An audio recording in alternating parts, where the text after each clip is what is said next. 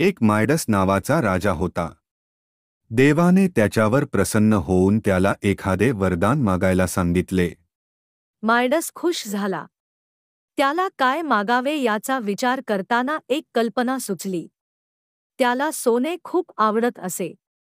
त्याला आता आपल्याला खूप सोने मिळवून आपला खजिना भरण्याची संधी आहे असे वाटले. त्याने देवाला मागितले की मला अशी शक्ती दे की मी ज्याला हात लावेल ते सोन्याचे होऊन जाईल. देवाने हसून त्याला तशी शक्ती दिली. मायडसने आपली शक्ती वापरून बघावी म्हणून एक दगड हातात घेतला. तो दगड क्षणार्धात सोन्याचा झाला. राजाला अत्यंत आनंद झाला. त्याने दिसेल त्या वस्तूला हात लावून तिला सोन्याची करायला सुरू केले. आपल्या प्रजेला आपली नवी शक्ती दाखवून खुश करावे म्हणून तो आपल्या आवडत्या घोड्यावर बसून बाहेर जायला निघाला तेव्हा तो घोडाही सोन्याचा झाला. राजाला जरा वाईट वाटले. तो घोड्यावरून उतरून परत राजवाड्यात निघाला.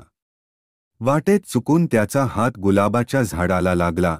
ते झाड आणि सर्व गुलाब सोन्याचे झाले. त्याला भूक लागली होती. तो येऊन टेबलवर बसला तेव्हा त्याच्या स्पर्शाने टेबल, खुर्ची, ताट, वाटी सर्व सोन्याचे झाले. त्याने ब्रेडचा तुकडा मोडताना तो ब्रेडही सोन्याचा झाला.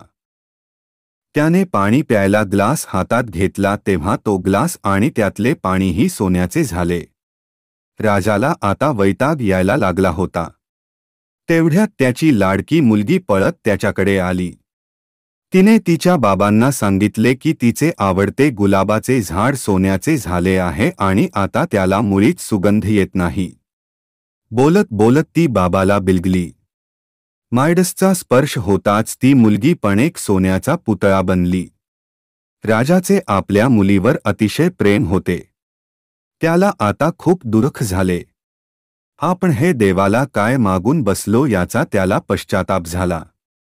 त्याने मनात देवाची प्रार्थना करून क्षमा मागितली आणि देवाला आपले वरदान परत घेऊन पुन्हा सगळे पूर्ववत करायला सांगितले. देवाने त्याला क्षमा केली आणि त्याच्या स्पर्शाने सोने बनलेले पुन्हा सर्व आधीसारखे झाले. राजाने प्रेमाने आपल्या मुलीला मिठीत घेतले.